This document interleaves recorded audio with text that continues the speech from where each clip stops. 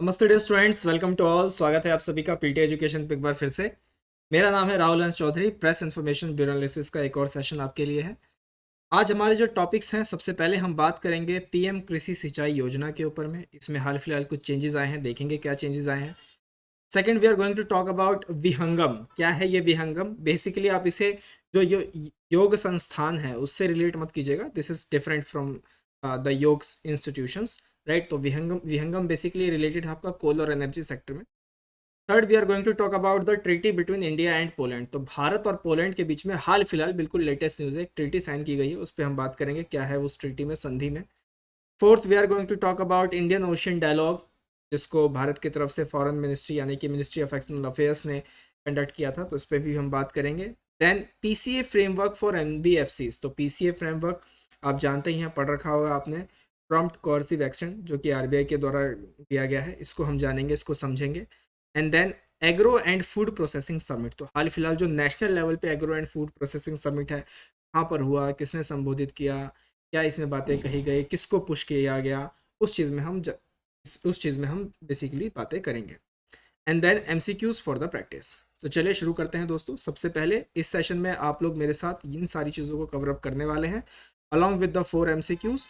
And और आज का मिला के हमारे पास हो जाएंगे 5 5 + 4, that is 14 MCQs done for this week, right. चलिए, सबसे पहली जो स्टोरी है वो कौन सी है? पीएम कृषि सिंचाई योजना।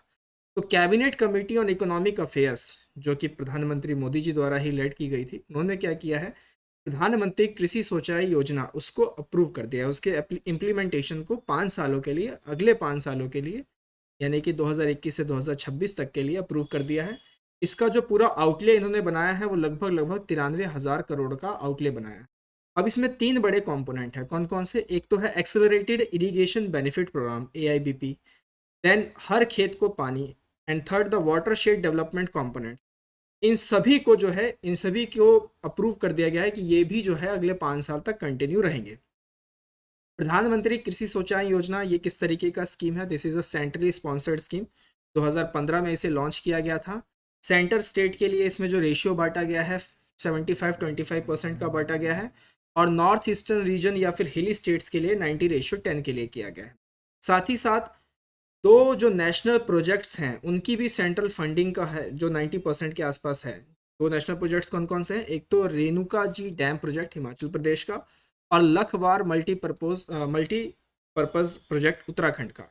इनको भी प्रोविजन किया गया है कि ये भी आगे कंटिन्यू रहेंगे। The two projects would provide beginning of storage in Yamuna basin, benefiting 6 states of upper Yamuna basin. तो इससे फायदा किनको होगा? 6 ऐसे राज्यों को फायदा होगा जो कि यमुना बेसिन के अपर पार्ट में आते हैं। Augmenting water supply to Delhi as well as Himachal Pradesh, right.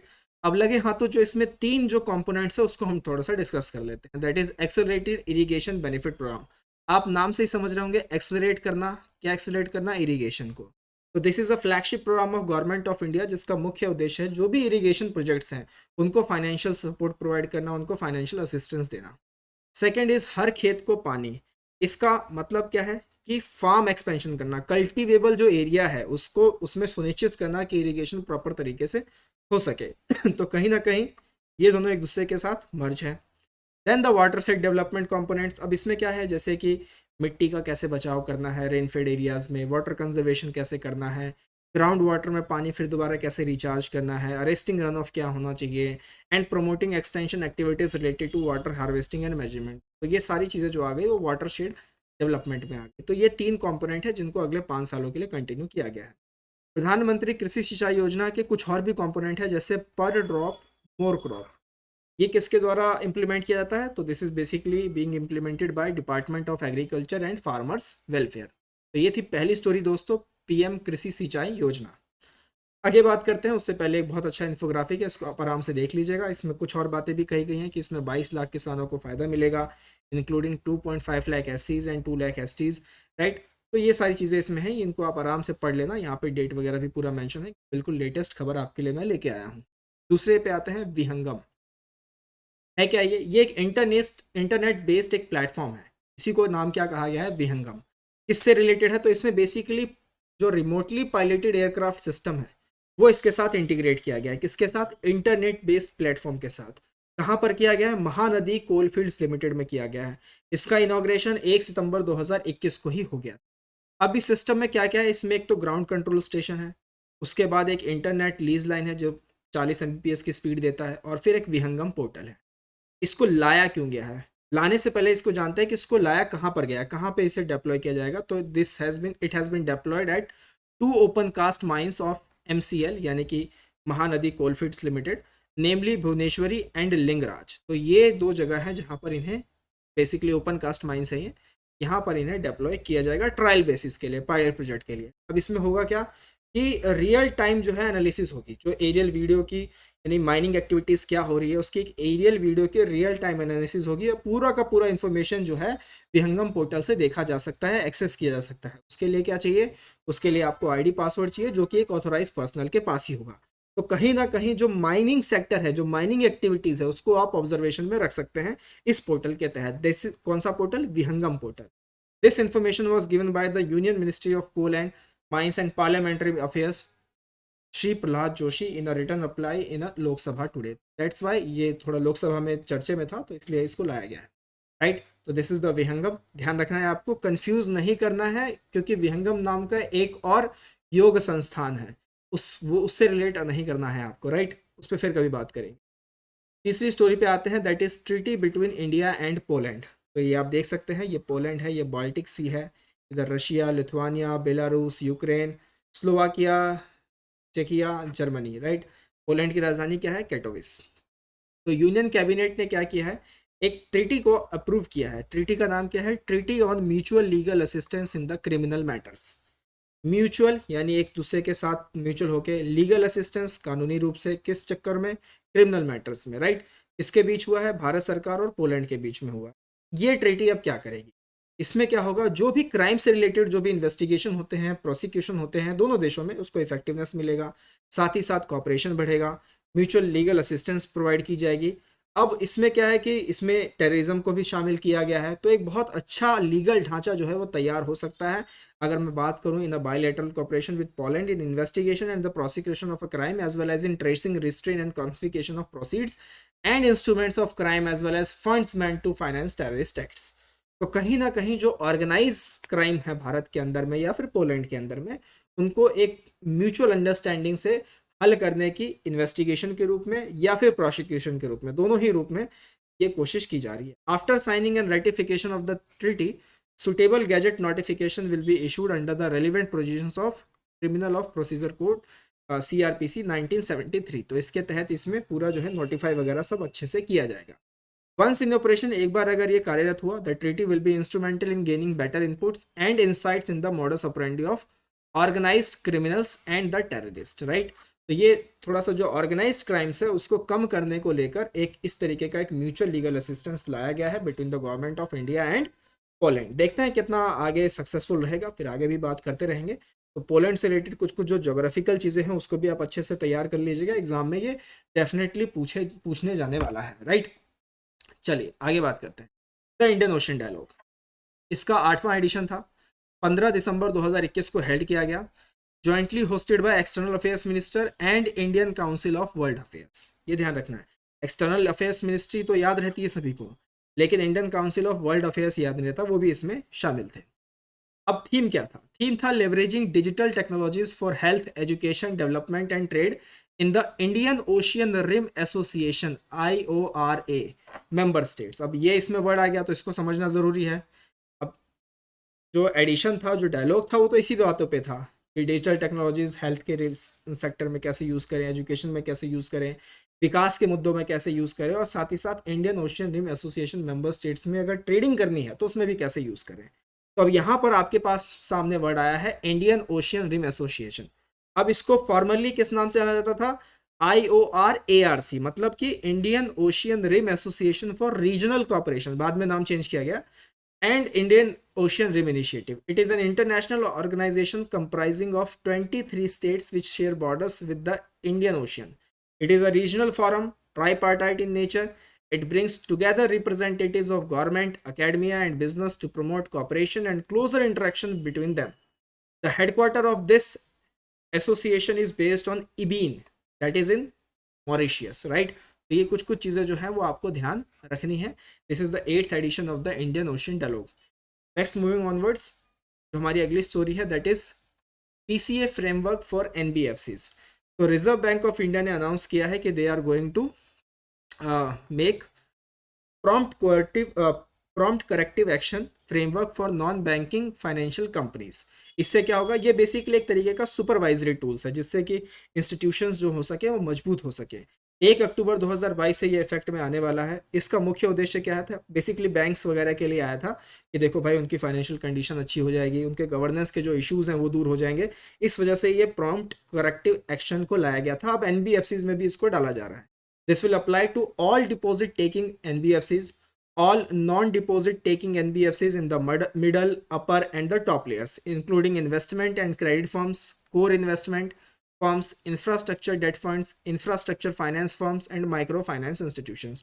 तो ये जो लाइन है ये थोड़ा सा जो है आप बारीकी से देख लेना, क्योंकि ये सारी चीज़ें जो हैं वो आ सकती हैं एग्जाम में। ये ऑप्शंस बना के डाल सकते हैं। It has excluded NBFCs not accepting or not intending to accept public funds, primary dealers and the housing finance firms along with government owned ones। तो ये सब इसमें नहीं आएंगे, ध्यान रखना है, पीसीए फ्रेमवर्क में ये नहीं आएंगे। अब इस फ्रेमवर्क का जो मुख्य उद्देश्य था वो क्या था, मैंने आपको पहले ही बता दिया है कि जो सुपरवाइजरी टूल है एक तरीके का, ये उसको मजबूती प्रदान करना, ताकि ये जो सारा सिस्टम है या जो इंस्टीट्यूशंस है या बैंकिंग इंस्टीट्यूशंस हैं इनको एक प्रॉपर गवर्नेंस मिल सके, स्मूथ यहाँ पर काम हो सके, इनकी फाइनेंशियल कंडीशन बेहतर हो सके। इस वजह से ये पूरा पूरा लाया गया था, टाइमली मैनर में सारा काम हो सके। अगर कुछ गलतियां हो भी रही है तो उसके लिए प्रॉपर रेमेडियल मेजर्स जो है वो इम्प्लीमेंट किए जा सके। तो इन सब चीज़ों के लिए इसे लाया गया था। PCA will be imposed when the net non performing assets NPA is in between 6 to 9%, जिसे रिस्क थ्रेशोल्ड 1 में रखा गया है। उसके बाद 9 to 12% रिस्क थ्रेशोल्ड 2 में रखा गया है। एंड देन अगर 12% से ऊपर है तो फिर आप आते हैं थ्रेशोल्ड 3 में। तो अगर आप इन तीन में आ रहे हैं, इन तीन रिस्क फ्रेमवर्क में आ रहे हैं, तो ही आपका फिर ये पीसीए जो है आप पे लागू हो जाता है, राइट। तो ये कुछ कुछ बातें हैं जो आपको ध्यान रखनी है पीसीए से रिलेटेड। फिर हम कभी आगे इस पर पूरी अच्छे से बात करेंगे, इसके हिस्टोरिकल बैकग्राउंड पे, कब आया, किसने सोचा, क्या कमेटी बनी थी या नहीं बनी थी, उन सब पे भी हम बात करेंगे। नेक्स्ट है हमारे पास जो फाइनल स्टोरी है हमारी, that is agro and food processing summit. Prime minister Modi जो है वो एड्रेस करने वाले हैं 16 दिसंबर, जो आज की तारीख है, आज ही के दिन वो एड्रेस करने वाले हैं इस फार्मर्स को on the national summit on agro and food processing, right. कहाँ से करेंगे, गुजरात से करेंगे वाया वीडियो कॉन्फ्रेंसिंग। ये 3 दिन का समिट था दोस्तों, 14, 15 और 16 दिसंबर का। It is being attended by over 5000 farmers who will present in the summit, apart from farmers being connected live through central institutes of ICAR, कृषि विज्ञान केंद्र एंड आत्मा, that is agricultural technology and management agency. थोड़ा बहुत full form वगैरह ध्यान रखिएगा, exam वगैरह में कुछ भी आ सकता है। समिट का मेन फोकस क्या है, मेन फोकस है नेचुरल फार्मिंग को बूस्ट करना। अब नेचुरल फार्मिंग आई है तो ऐसा तो हो ही नहीं सकता कि जीरो बजट नेचुरल फार्मिंग हम डिस्कस ना करें, जो इसमें डिस्कस होने भी वाला था, right. Zero budget natural farming क्या है, ये एक तरीके का टूल है, प्रॉमिसिंग टूल है, जिससे ये बताया जा सकता है कि जो फार्मर्स की जो डिपेंडेंस है परचेजिंग इनपुट्स पे, जैसे आप कुछ कर रहे हैं तो कुछ इनपुट तो आप करेंगे ना, तभी तो आपको एक आउटपुट मिलेगा। तो परचेजिंग इनपुट्स पे जो डिपेंडेंस है फार्मर्स की, जैसे अभी हाल फिलहाल में न्यूज़ देख रहा था बिहार के अंदर में, वहाँ पे सारे किसानों ने एक खाद का जो आवंटन सेंटर है जहाँ से खाद बढ़ती है, राइट, वहाँ पे पूरा मतलब जाम कर रखा था, पूरा ब्लॉक कर रखा था। बहुत शिकायतें थी वहाँ की, खाद वाद नहीं मिलता यार, कैसे हम खेती करेंगे वगैरह वगैरह। तो ये जो डिपेंडेंस है फार्मर्स की, इनको मिनिमाइज किया जा सके and reduces the cost of agriculture by relying on traditional field based technologies which lead to improve soil health. Soil health का भी ध्यान रखा जा सके। अब इसके लिए कुछ पैतरे हैं, क्या क्या पैतरे हैं, जैसे कि आप इसमें काउ डंग्स का यूज़ कर सकते हैं, यूरिन यूज़ कर सकते हैं, काउ यूरिन्स, राइट। कुछ और ट्रेडिशनल प्रैक्टिसेस है जैसे mulching the soil with biomass और keeping the soil covered with green cover round the year even in the very low water availability situations ensured sustained productivity even from the first year of the adoption। तो ये कुछ बातें हैं इससे related, zero budget natural farming से related, ध्यान रहेगा। किसने एड्रेस किया, प्राइम मिनिस्टर ने खुद एड्रेस किया। कहाँ पर किया, गुजरात पे किया, राइट। वीडियो कॉन्फ्रेंस, मतलब ये जो पूरा समिट था ये किसने ऑर्गेनाइज कराया था, गुजरात ने ऑर्गेनाइज कराया था, राइट, क्लियर। चलिए अब चलते हैं अपने एमसीक्यूज की तरफ। चौथे हफ्ते का एमसीक्यूज चल रहा है, 10 कर चुके हैं। आज थोड़े आंसर आपको बताएंगे और कुछ नए सवाल के लिए, ये सब हम कर चुके थे। यहाँ से हमें स्टार्ट करना था, जो हमने कल आपसे पूछा था। रामानुजन प्राइज पे 3 स्टेटमेंट थे। The award is given to the young mathematicians from developing countries, बिल्कुल सही बात है। The prize is funded by the department of science and technology, that is also perfectly right. The researchers working in any branch of mathematical sciences are eligible, that is also right. Professor Neena Gupta, याद है हमने बात की थी, हमने cover up किया हुआ इस न्यूज़ को। So the correct statement here is option D. Next, with reference to Shanghai cooperation organisation, it was earlier called as Shanghai 5, बिल्कुल सही है। बाद में फिर संघाई कॉपरेशन बना जब उज्बेकिस्तान इसमें आया। Then regional anti terrorist structure is a permanent body of SCO. SCO की 2 परमानेंट बॉडी है, एक तो सेक्रेटेरिएट है, एक राइट्स है। ये भी हमने पूरा डिस्कस किया था, इसको भी हमने अपने पीआईबी सेशन में कवर अप किया हुआ था। तो the correct statement here is option C. अगला सवाल जो मैंने आपसे पूछा था वो नासा के IXPE मिशन पे पूछा था, इमेजिंग एक्सरे पोलरीमीटर एक्सप्लोरर। तो इसका जो ऑब्जर्वेटरी है वो जॉइंट एफर्ट है नासा का और साथ ही साथ इटालियन स्पेस एजेंसी का। This is perfectly right. It will replace the Chandra x ray observatory. गलत, ऐसे कैसे रिप्लेस कर देंगे भाई, ऐसे कैसे रिप्लेस कर सकते हैं। It will assist the Chandra x ray observatory, not going to replace it, right. तो the correct statement here is option A. अगला हमने आपसे पूछा था ब्लू हार्ट कैंपेन, ये हाल फिलहाल न्यूज में काफी देखा गया।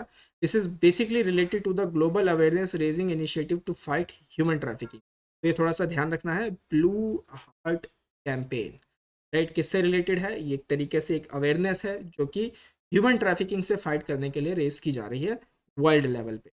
अगला सवाल हमने आपसे पूछा था 38th पैरेलल जो है वो हाल फिलहाल न्यूज में थी, ये किसके साथ बॉर्डर शेयर करती है। तो the correct statement here is, correct answer here is north and south Korea. So the option is the correct option. आज के सवाल आपके लिए रेडी है। सबसे पहला सवाल, समीक्षा पोर्टल क्या है ये, 4 ऑप्शन है आपके लिए, जरूर आंसर कीजिए। नेक्स्ट, स्माइल स्कीम हाल फिलहाल न्यूज में था, इसे कौन सा मंत्रालय लॉन्च करता है। 4 ऑप्शंस अगेन फिर आपके पास है। स्माइल स्कीम, हमने स्माइल स्कीम को बहुत बहुत बहुत बार कवर अप किया है पीआईबी सेशन में। The state of world's land and water resources for food and agriculture report, ये किसके द्वारा रिलीज किया गया। अच्छा, हिंट दूं क्या, चलो छोड़ो, आप ही बताओ क्या होना चाहिए आंसर। कमेंट थ्रेड में पार्टिसिपेट करो यार बहुत अच्छे तरीके से। अभी हाल फिलहाल log4j वल्नरेबिलिटी, ये हाल फिलहाल न्यूज में था। क्या एक किसी तरीके का एनवायरमेंटल डिग्रेडेशन है, या फिर मिसाइल सिस्टम है, या साइबर सिक्योरिटी से रिलेटेड है, या फिर ब्यूरोक्रेसी रिफॉर्म्स है, क्या है ये जरूर बताइएगा।